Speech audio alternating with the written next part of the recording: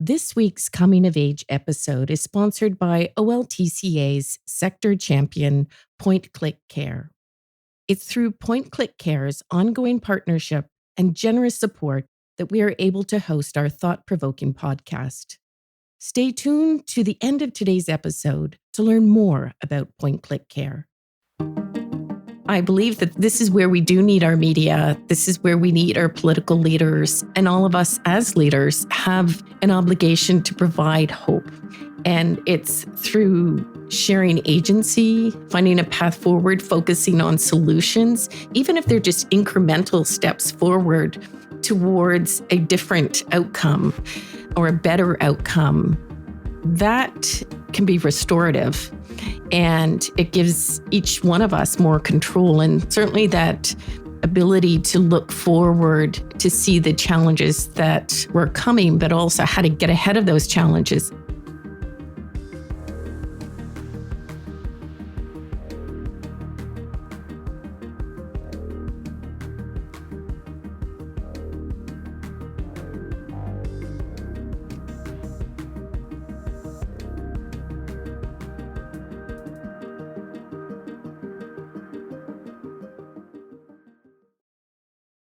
Hello, and welcome to Coming of Age. We're shaking things up in today's episode as we flip the table. Today, I'll be interviewed by Max Stern, a dynamic communications and media expert who, with his colleagues at Crestview Strategy, has been supporting the Ontario Long-Term Care Association throughout the pandemic with our media relations and crisis communications. Max has since moved to New York to advance his education and has now stepped into a new role with a large healthcare organization that supports seniors. Our conversation provided us with an opportunity to catch up, but also to reflect on our experiences navigating media, responding to the issues raised during the pandemic, and supporting long-term care over the past few years. We share some behind-the-scenes stories of what it's been like during this challenging time, the important role of media, and discuss what changes are needed to care for our seniors now and in the future. I have the distinct pleasure of interviewing Donna Duncan, the CEO of OLTCA. Normally, she would be in my spot. This time, I'm flipping the script and I'll be interviewing her, building on her experience in the public sector and politics, and obviously at the helm of the Association of Operators of Long-Term Care Homes through the COVID-19 pandemic. Donna, I wanted to start with the concept of your role as a translator. So you saw the pandemic from two different vantage points. You both experienced it like all of us, but you also were on the inside. So you were working with stakeholders, with homes, you're working with government on response to all the things that were changing. I think that builds into what we'll talk about later around media and what you wanted to communicate to the public. What were your reflections from seeing the pandemic from that perspective? Oh gosh, Max, such a great question, and thank you for doing this. So, to your question, though, my reflections from having been inside, when you're in the crisis, how do you pace yourself when you can see what's happening around you? We had the benefit of intelligence from the Global Aging Network and through our colleagues around the world. And I would say that having those discussions and being able to anticipate what was about to happen here, for better or worse, I think gave us an anchor that I don't know that we otherwise would have had. What really has struck me is just how much each country, but Ontario in particular, has really been focused on long-term care in a complete and total vacuum, and our province in a vacuum. The pandemic is a global pandemic. This is worldwide. And there is a lot more that we can be doing with other countries, with global partners, to bring those lessons learned and support one another in problem solving. We've talked a lot about globalization over the years, and yet when we went into crisis, it became very regional and very local. We didn't have the benefit or didn't learn from what others were doing. Another lesson for me is the bias towards telling stories that advance political preferences rather than the objective reality. And again, that speaks to the bigger context of what we were in, including how not only in Ontario and Canada, but around the world, there is profound ageism, and our older populations have been shut away, have been siloed, have not been supported, and just how the pieces of support for our seniors weren't there, and which caused an escalation of the impact of the pandemic on our older population. We see long-term care in a vacuum. We're managing ageism. Meanwhile, you have the benefit of learning from other jurisdictions, seeing what's happening in real time. What I found really interesting is your message has been remarkably consistent and disciplined through the pandemic. But I think it comes from the fact that it's rooted way before. So how did you maintain that perspective and remind yourself that it's very clear what needs to happen in the sector, and this is a moment to actually shepherd it through and not get distracted? Well, when you're in a crisis, you always need to be calm. And I do believe that as an association, together with our members, before the pandemic hit, we'd done a lot of really deep work to really understand what the structural issues were facing the care system and support system for our seniors, including long-term care, but not exclusive to long-term care, and trying to think about the care system within the broader context of society, of the structure of our healthcare system, but also our social care systems, and also looking at the demographic shifts as our baby boomers age and need more comprehensive care supports.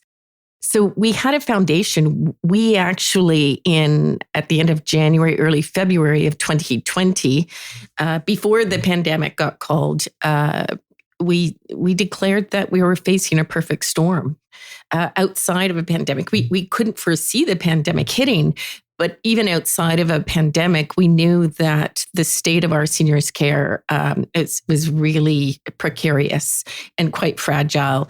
And so having the benefit of the data, having the benefit of understanding what the structural issues were and being consistent, I think really helped certainly keep me anchored. So how do we keep anchored in the facts and that objective reality, and using data in a very purposeful way, and keeping it anchored in understanding that behind this are real people. And I think we lost some of that through the pandemic. There was a big focus on the numbers, a focus on the beds, on operators, on long-term care, as if it's this self-contained piece. And we lost a lot of the contextual elements. As we think about how we were communicating, always coming back to this is what preexisted, this is what the issues were. And it was only through the pandemic that those issues got magnified, and we saw the consequences of those issues. I wanted to pick up on the idea of this objective, reasonable voice that OLTCA and you brought to the table every day. I mean, we've spoken about it a lot. I would book you as early as 6 a.m. Sometimes you'd be on live at 11 p.m. These are long days. What kept you going, always showing up, ready to talk to media? And obviously, the media we dealt with had, different angles, including American media who were like the New York Times, the Wall Street Journal, The Economist, who were really zeroing in on Ontario to understand what was happening. We also had local outlets in Ottawa, for example, like the Ottawa Citizen and others, where you were trying to explain, what's happening in specific communities. So how did you balance that and, make sure that you could break through in such a crowded media landscape at the time? Well, I think it was really important for us to be a knowledgeable partner. One thing that we as an association have is data.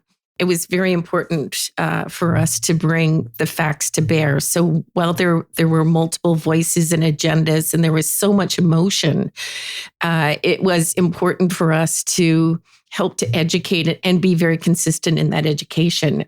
As you know, Max, many of the reporters we were speaking to actually weren't health reporters.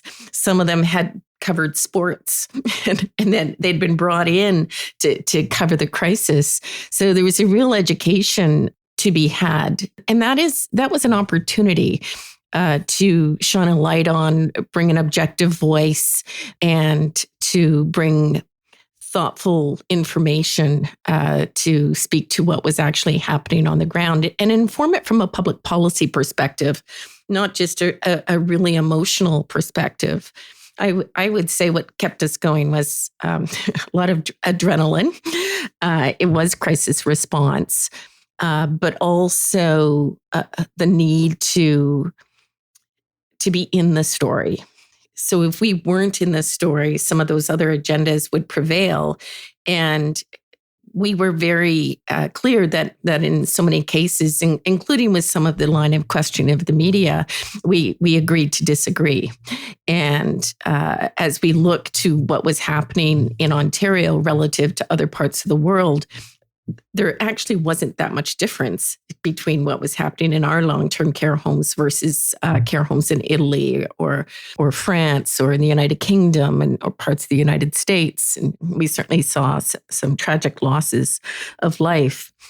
When you think of media as a tool, what do you think the potential or the impact can be of using media in terms of holding leaders accountable, but also bringing about better public understanding? I know we've spoken about research around what people actually know about long-term care and how their perceptions change as they interact with the system.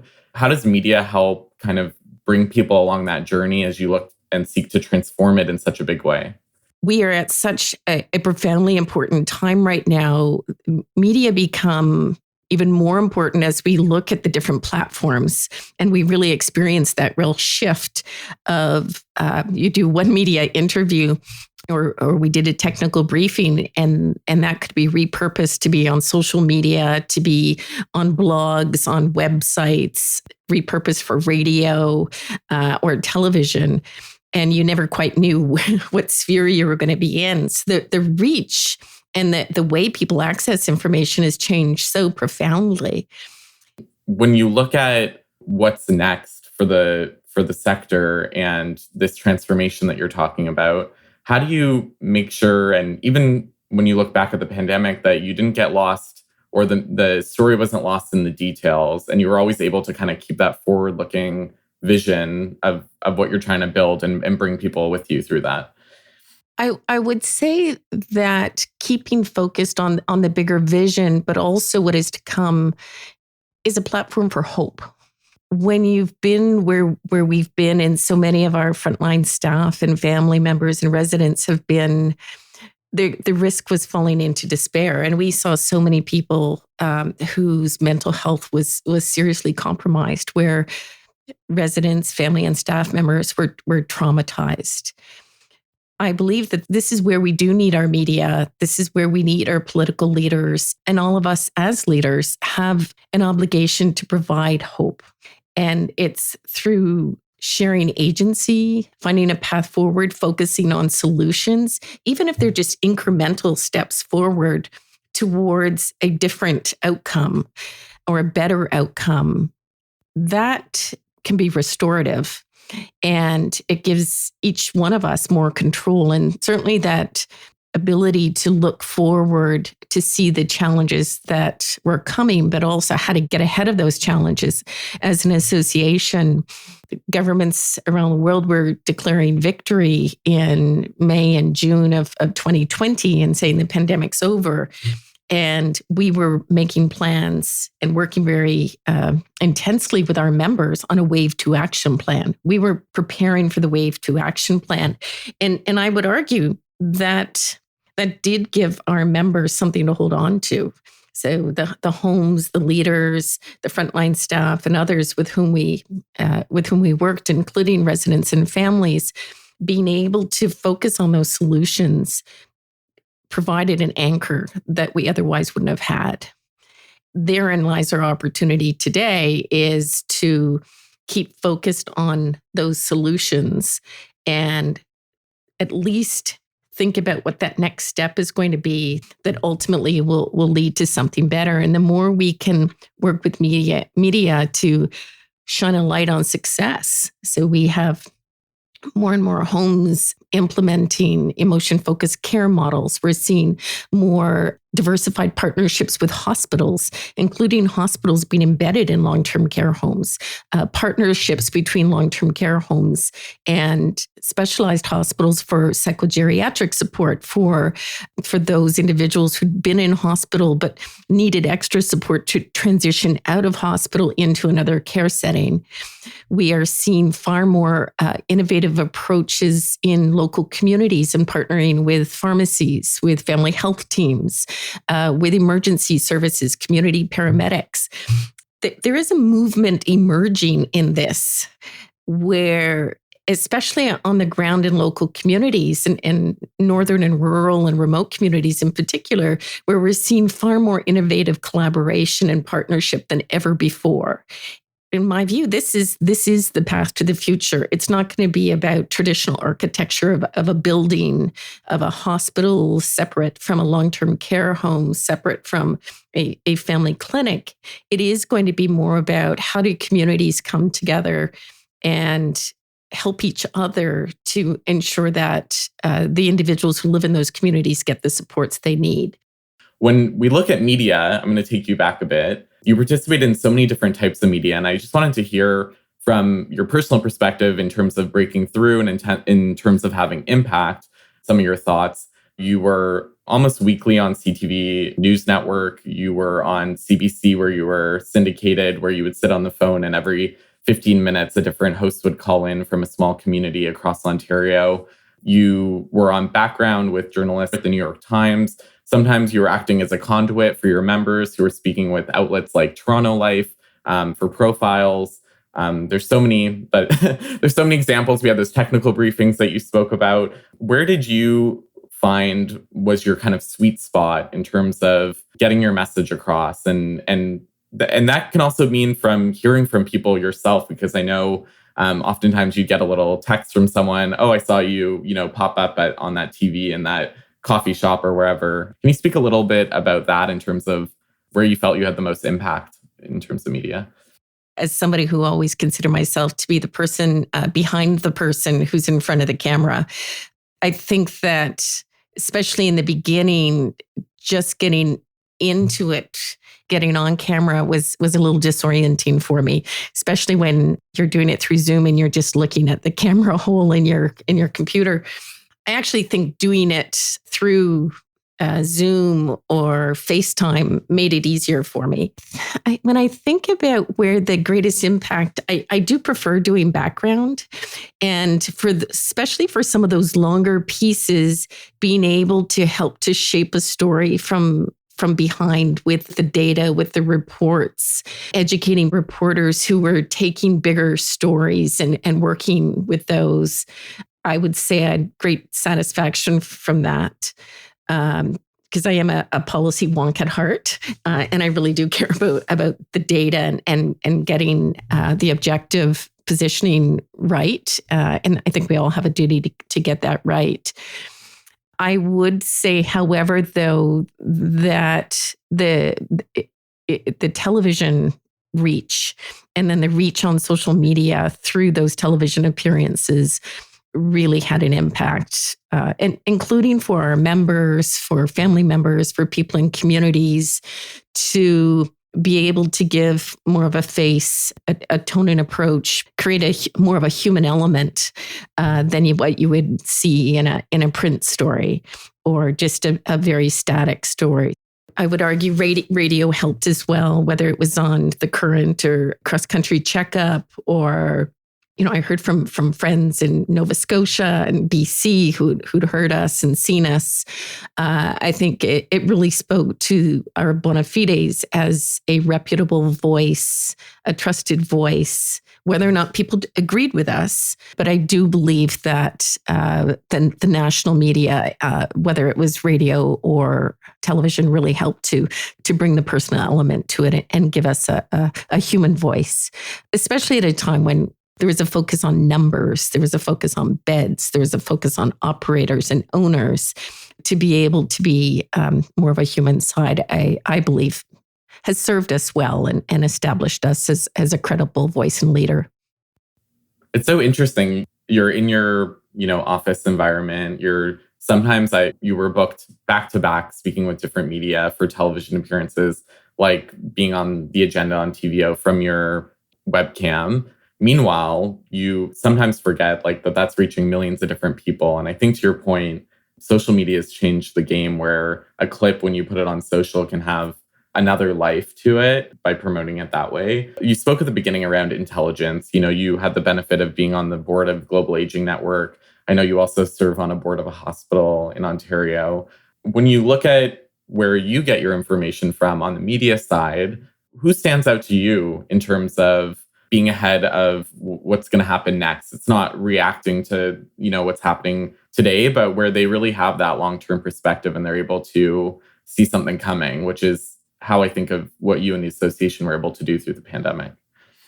As I think about people like Andre Picard and Moira Welsh, individuals who are really vested in deep knowledge in what's happening in our health system or our aging population, the real future focus is actually in the larger print outlets, where you get more of that in-depth analysis and the larger retrospectives of where we've been. We're looking at the data, but then looking more future forward. So I would say print, and also looking at publications like Toronto Life, where they bring the human stories to the front, but also the Wall Street Journal and the New York Times with their retrospectives. And I think it's interesting. There's now, you've completed a first season of this podcast, which is, I think, received almost 25,000 downloads. So there's this thirst for information on this. And I hope that, these journalists continue to spend the time to tell stories from within and tell that resident first story. To end, this is a tradition that you've done on the podcast. You oftentimes ask a guest if they could have wishes for the future of the system, if they could, have a magic wand, what would that be? From the perspective of media and the public discussion, what are your wishes and, those building blocks for transformation that are coming into place really, come to fruition? As somebody who's worked inside government, haven't run a long-term care home, but I have run a large children's mental health organization where we had residential programming, did research and education and trained professionals.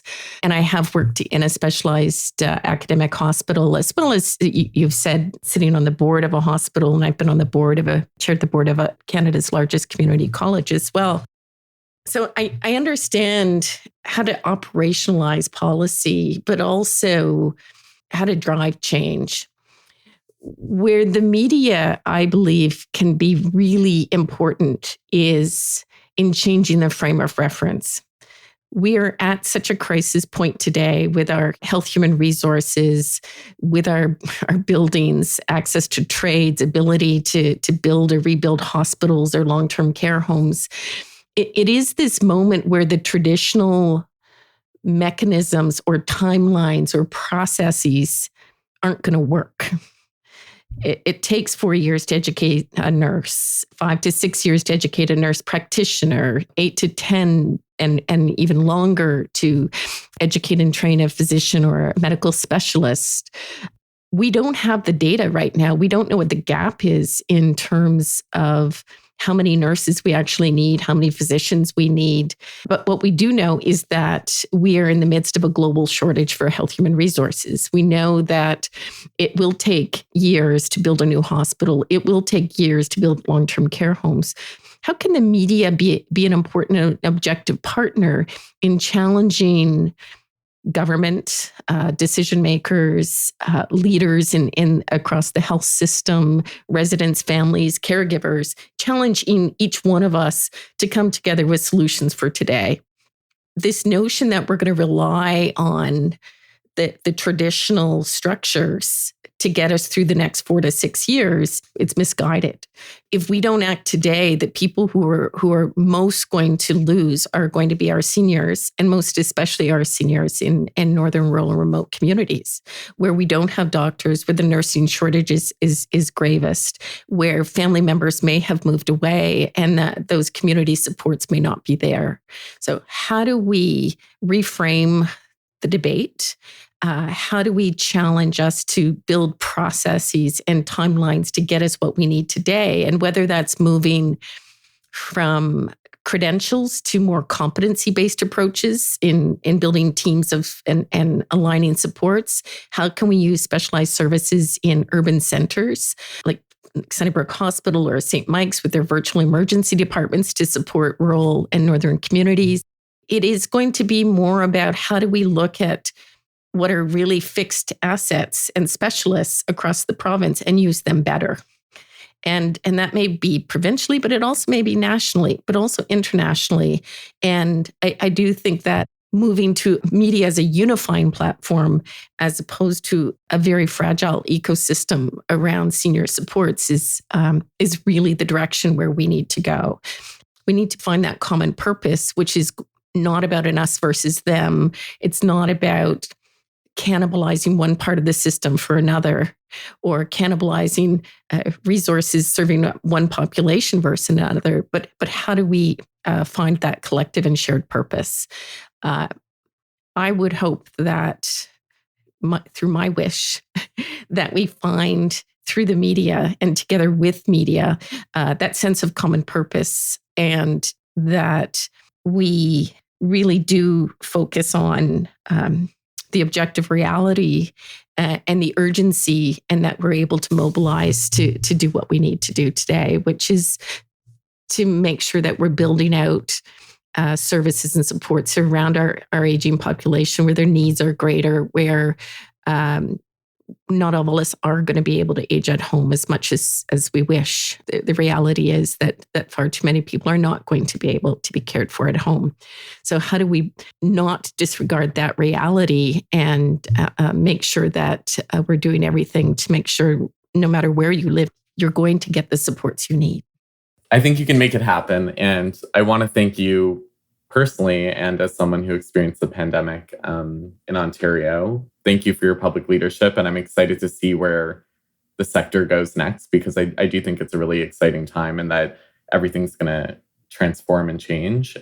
I think even in the darkest days and when everyone was very burnt out, your service to the public by showing up and doing media, no matter what it was and at what time I booked you at, I think it was really important. And I think those outlets and appearances will be really important too, historically, as an archive for what happened and what happened very quick here in Ontario and in long-term care.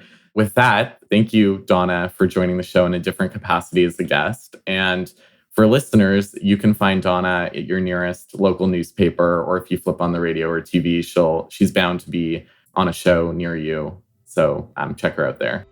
Oh, so Max, thank you for hosting today and for the privilege of being interviewed by you. And as you go on to a new phase in your career, for our listeners, who you work with makes all the difference in the world. And especially during the middle of a crisis, we really had a great team. Felt enormously well supported by Max Stern and his team at Crestview.